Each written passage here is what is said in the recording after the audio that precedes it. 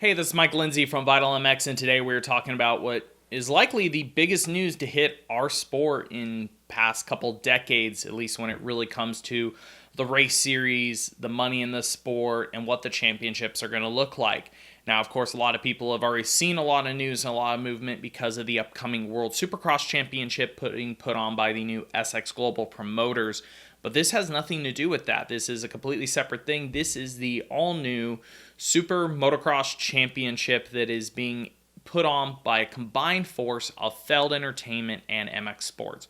Feld Entertainment is the owner of the Monster Energy AMA Supercross Championship, which prior until last year's was an FIM championship, was a FIM World Championship. They had dropped that to do AMA, which coincidentally has a lot to do with this announcement right here.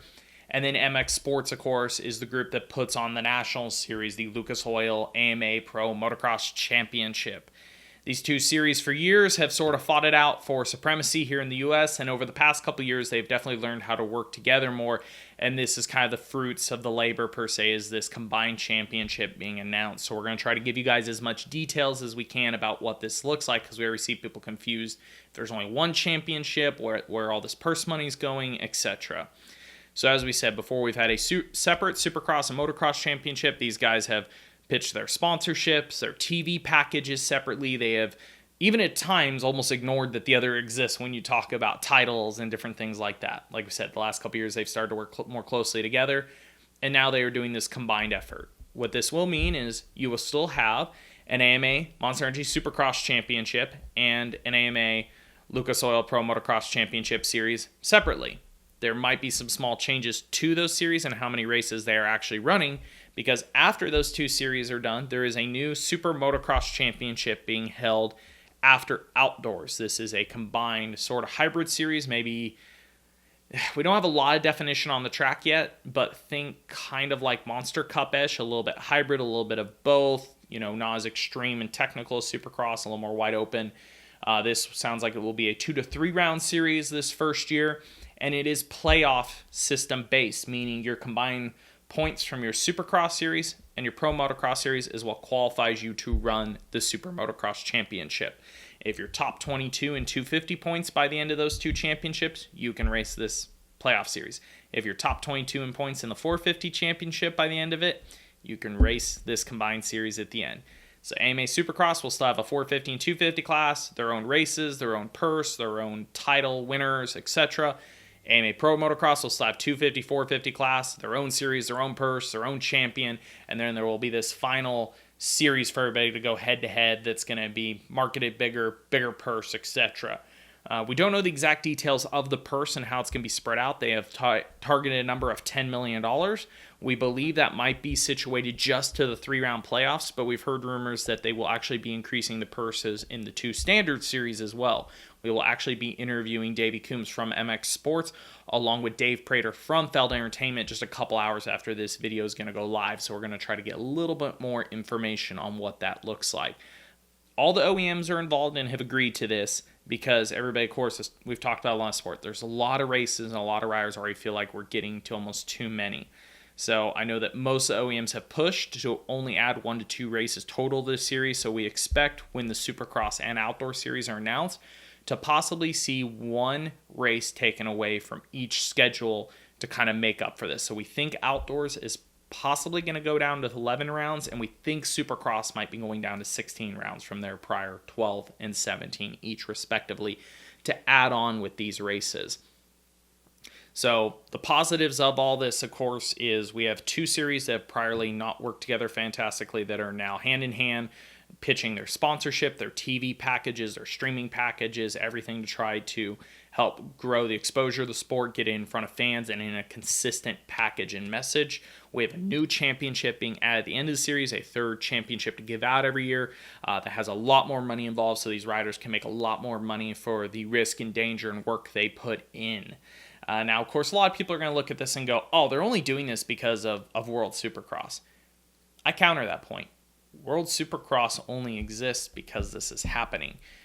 The only reason that SX Global got the FIM championship is because Feld relinquished their rights to the FIM series. They did not re-sign their contract because according to sources we've had, this has been in the planning for a while. Now, we will not deny that potentially the purse money, other things might be a little bit of a knee-jerk reaction to the aggressiveness of World Supercross, of SX Global, but the base idea of these two championships working together and creating a playoff series is the main reason that Feld ditched the FIM. This has been in the works, it sounds like, since early 2021.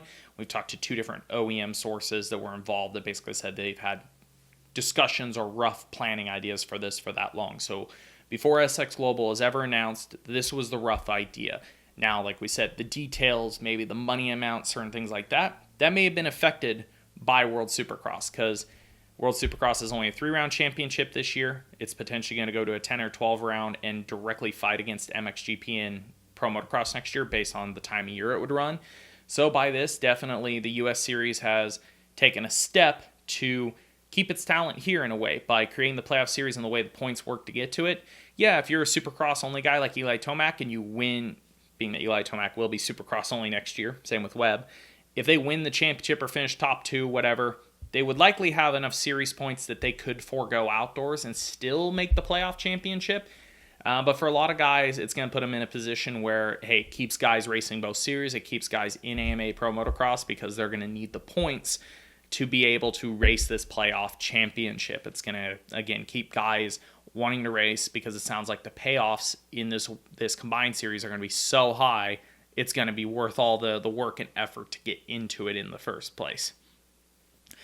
These 2 to 3 rounds are definitely going to be held at different venues. They have announced that the first one will be in the LA Coliseum. We believe that, based on rumors we've heard, that Charlotte and Atlanta NASCAR tracks are in conversation to hold one of these venues each. And then the Circuit of Americas, COTA, in Texas, that holds the Formula 1 and MotoGP race, might be one of the locations as well.